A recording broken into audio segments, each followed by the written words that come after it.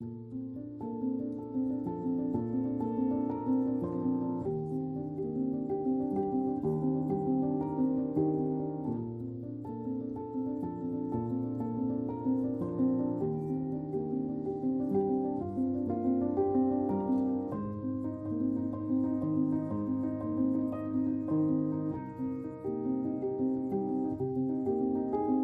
সবাইকে, good morning. আমি সৌমি আর আমার চ্যানেলের আরও একটি নতুন ব্লগে আপনাদের সব্বাইকে স্বাগত। আজ মঙ্গলবার আর এখন ঘড়িতে ৮টা, সাড়ে ৮টা মতন বাজে। বাবুই আজকে আবার সকালে পড়তে গেছে, কারণ ওর যে একটা বিকেলে পড়া থাকে, তো স্যার ফোন করে বলেছিলেন তুই কি সকালবেলা আসতে পারবি। তো ওর যেহেতু আজকে স্কুল ছিল না, মানে স্কুলে যাওয়ার ছিল না ওর, সেই জন্য ও চলে গেছে পড়তে। ওকে সকালবেলা ১ কাপ কফি করে দিয়েছিলাম, ওইটুকু খেয়েও পড়তে গেছে। আর আমি আমার জন্য আর তমালের জন্য একটু চা বসালাম।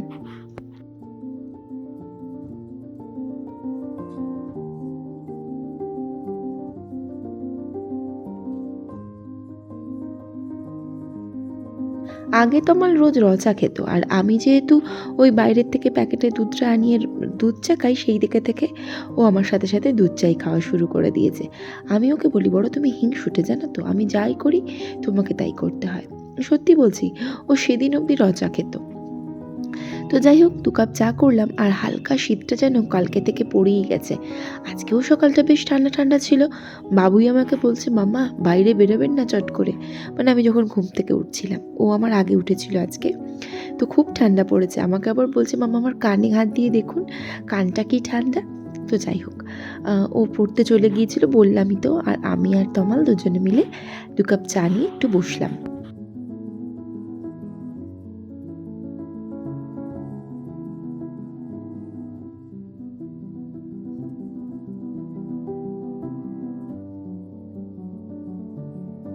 আজকে না টুকটাক ঘরের কাজ এখনও বাকি আছে, যেমন বিছানা তোলাটা বাকি আছে। তবে আমি ভাবলাম ও তো এক্ষুনি এসে পড়বে পড়ে, তো সেই জন্য আমি একটুখানি আলু ভাজাটা করে নিই, কারণ ফ্রিজের মধ্যে এই রুটি আছে, ফ্রিজে না, হটপটে রুটি আছে, বাসি রুটি, আর এই আলু ভাজা দিয়ে আজকে খাওয়া হবে।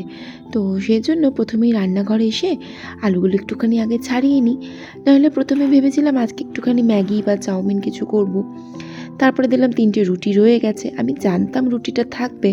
তো ও বলে গেল, মাম্মা আমি বিকেলবেলা আজকে ম্যাগি খাবো, তো আপনি আমাকে সকালবেলা অন্য কিছু যাই হোক করে দেবেন। তো সেই জন্য আমি ভাবলাম অনেক দিন আলু ভাজা রুটি খাওয়া হয়নি, তাই জন্য একটুখানি রুটি আলু ভাজা খাবো বলে একটুখানি আলুটা প্রথমে কেটে নিচ্ছিলাম।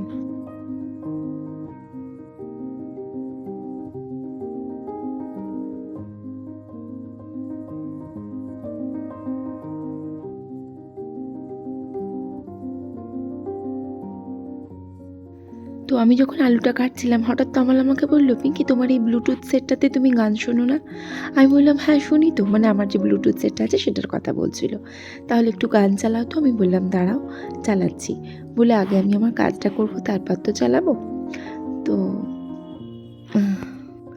তো ওর সাথেই বকবক করতে করতে আমি আলুগুলো প্রথমে ধুয়ে নিচ্ছিলাম। আলুটাকে ভাজা বসিয়ে দিই, তারপর তো কাজ করব। তো সেজন্য প্রথমে আলুগুলো একটুখানি ভালো করে ধুয়ে নিই।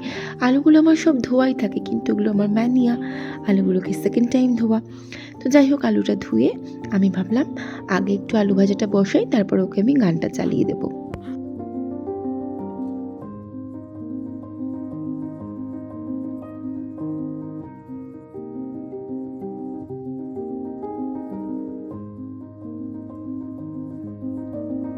তো বলতে বলতে আমি আলুগুলো সব বসিয়ে দিলাম। আজকে অনেকটা সকালেই উঠেছি ঘুম থেকে, আমি যেমন উঠি, তবে হ্যাঁ আগের মতন খুব সকালে উঠি না, আমি এখন একটু আগের থেকে বেলায় উঠি, কারণ অতটা সকালে উঠে আমার সত্যি কোনো কাজ থাকবে না, সেই একটা টাইম আমাকে বসে থাকতে হবে। তাই ভাবলাম একটু বিছানাতে শুয়েই থাকি না হয়। তো সেই জন্য একটু বেলাতেই ঘুম থেকে উঠি আমি। তবে এখন তো শীতের বেলা অনেকটা ছোট হয়ে এসেছে, তাই আমি বেলাতে উঠি আর যাই উঠি, আমার কাজে কিন্তু কোনোরকম কোনো আমি গাফিলতি করি না। একদম মন দিয়ে সব ঝটপট করে কাজগুলো করি, কারণ যেহেতু ছোটোবেলা, সেজন্য না ওই বেলার সাথে দৌড়ে পারা যায় না। তো এরপর আলুটা ভাজা হয়ে গিয়েছিলো, যাতে তেলটা একটুখানি মানে ঝরে যায়, সেজন্য আমি কড়ার গায়ে আলু ভাজাগুলো একটুখানি দিয়ে চলে এলাম বিছানাটা তুলে দেবো বলে বাবুইয়ের ঘরে। তোর ঘরের বিছানাটা একটুখানি গুছিয়ে দিই, দিয়ে আবার বড় ঘরের বিছানাটা তুলে দেবো।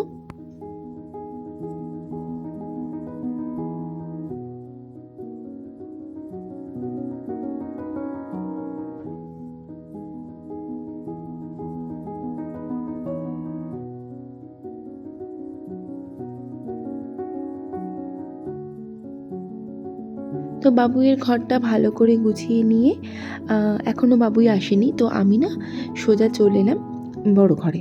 তো বড় ঘরে এলাম আর তমাল বললো, পিঙ্কি দরজাটা দাও, আমি বেরিয়ে যাচ্ছি। উমা, দরজা দিচ্ছি, তখন দেখি বাবুই ঢুকেছে। তো তমাল বেরিয়ে গেল আর বাবুইও পড়ে ফিরলো। তো ওই একেবারে দরজাটা দিয়ে নেবে, আর আমি ভাবলাম তাহলে আমি আবার যাই বড় ঘরে, গিয়ে বিছানাটা গুছিয়ে ফেলি।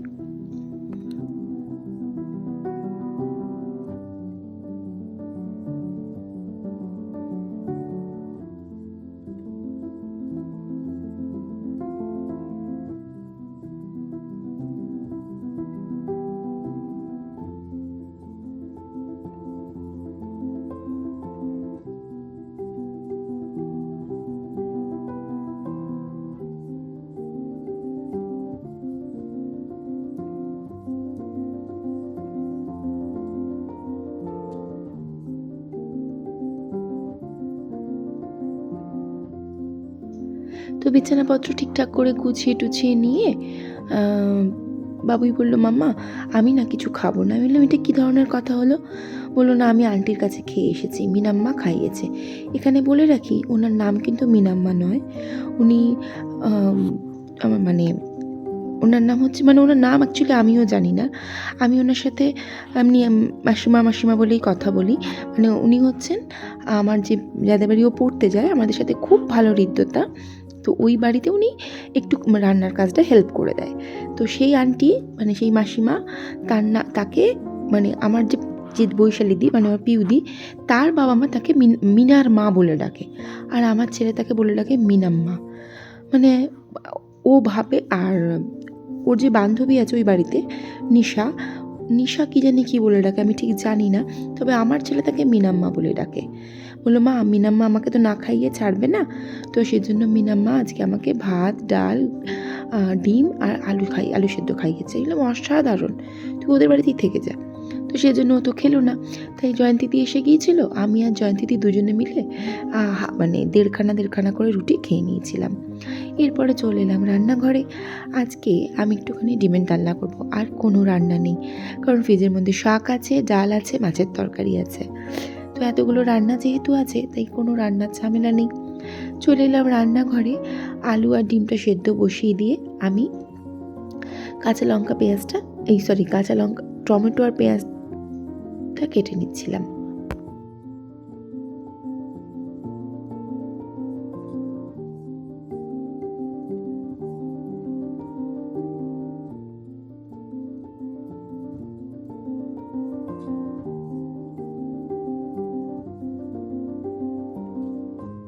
তো এদিকে মানে আলু আর ডিমের মধ্যে একটা সিটি পড়ে যেতে ওটা আমি জলটা ঝরিয়ে নিয়েছিলাম আর খোসাটা ছাড়িয়ে নিচ্ছিলাম। আমি একটা জিনিস খেয়াল করেছি, আলুর খোসা ছাড়িয়ে সিদ্ধ করলে একরকম খেতে হয় আলুটা, আর খোসা সমেত সিদ্ধ করলে আমার মনে হয় একটু বেশি ভালো হয় খেতে। তবে গরম তো, খোসাটা ছাড়াতে একটু সমস্যা হচ্ছিল। তাও সমস্ত আলুর খোসা ছাড়িয়ে ডিমগুলো সব একটা করে ছাড়িয়ে নেব, আর তারপরে না আলু ডিম সব সুন্দর করে আগে ভাজবো, তারপর করব ডিমের ডালনা।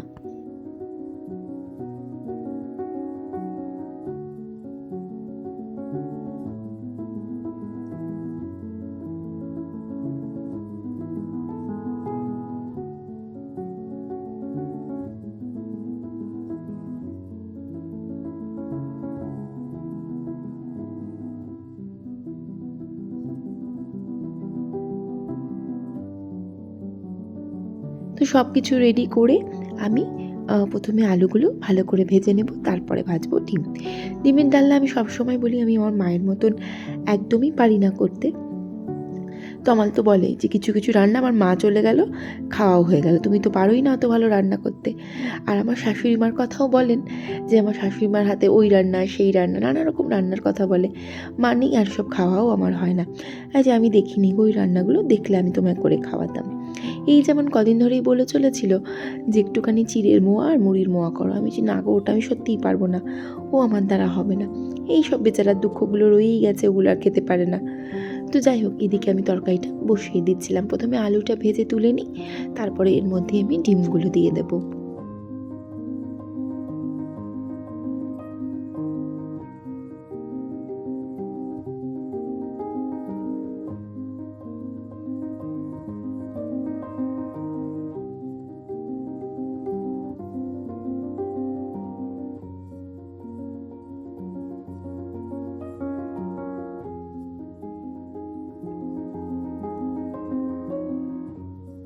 তো আলু ডিম সব ভেজে তুলে নিয়ে ওই তেলের মধ্যেই গোটা গরম মশলা আর একটু জিরে ফোড়ন দিয়ে আমি পেঁয়াজ কুচিগুলো তুলে দিলাম। আর পেঁয়াজ কুচিগুলো আর একটু লাল লাল হতে এর মধ্যে আমি একটু বেটে রাখা পেঁয়াজ দিয়েছিলাম, আর দিলাম টমেটো কাঁচা লঙ্কা বাটা। সব ভালো করে একটুখানি মিশিয়ে নিয়ে তেলটা ছেড়ে এলে একটা একটা করে মশলা দেবো। তবে তার আগে কিন্তু আমার ভাতটাও আমি বসিয়ে নিয়েছিলাম।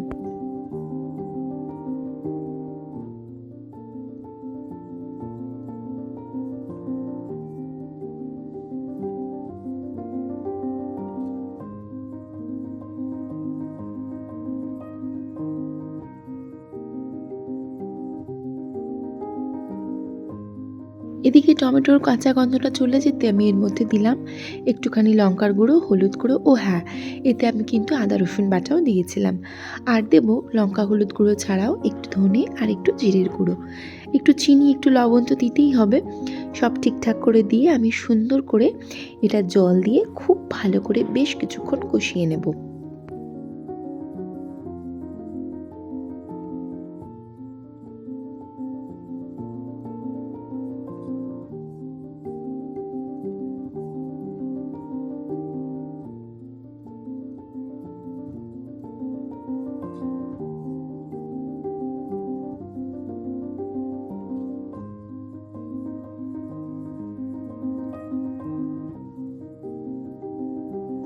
রান্না যত কষাবো ততটাই তো বেশি ভালো হয়, যতটা তেল ছেড়ে যাবে ততটা খেতে ভালো হয়। তো এদিকে ওই মশলাটা কষাচ্ছি, মানে কষানো হচ্ছে, আর একদিকে আমি ভাতটাও একটু উপর দিয়ে নিলাম। ভাতটাওতে আমি বলি না খুব একটা বেশি সময় লাগে না, তো সেই জন্য ভাতটা উপর দিয়ে নিই।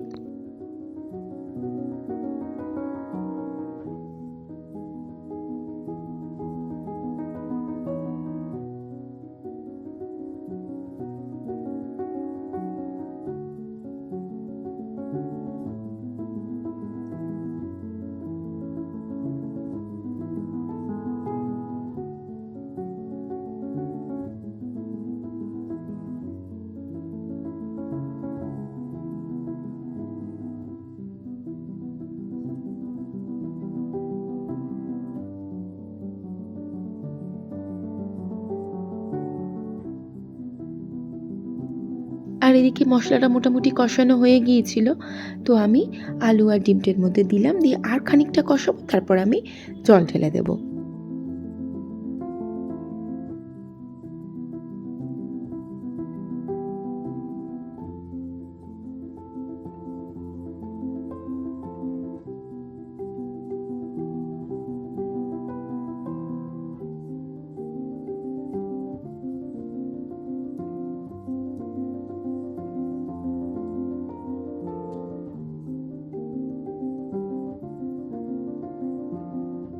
তো সব কিছু করে একেবারে জলটা আমি ঢেলে দিয়েছি, একদম টকবক করে ফুটছিল। আর খানিকক্ষণ ফুটে উঠলে, কারণ আলুটা তো সেদ্ধই মোটামুটি, ভালো করে একটু ফুটে গেলে এর মধ্যে আমি গরম মশলা গুঁড়ো দিয়ে নামিয়ে নেব।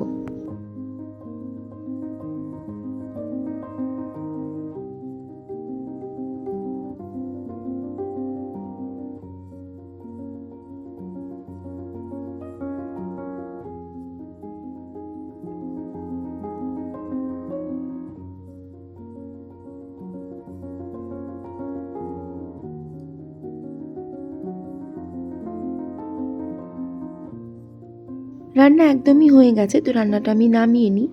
আর নামিয়ে নিয়ে রান্নাঘর সব ঠিকঠাক করে একদম গুছিয়ে পরিপাটি করে পরিষ্কার করে নেব। তো সব কাজ মোটামুটি আমার কমপ্লিট। তো এবার তো শুধু খাওয়ার পালা, আর তো কোনো কাজ নেই। বাবুইকে বললাম, মামা তুই স্নানে যা, খাবারটা আমি বেড়ে নিচ্ছি। তো এই বলে আমি নিজে একটু ফ্রেশ হয়ে নিলাম, আর ও স্নানে চলে গেল। তারপরে দুজনে মিলে আমরা বসে গেলাম খেতে, কারণ তমাল আগে খেয়ে বেরিয়ে গিয়েছিল।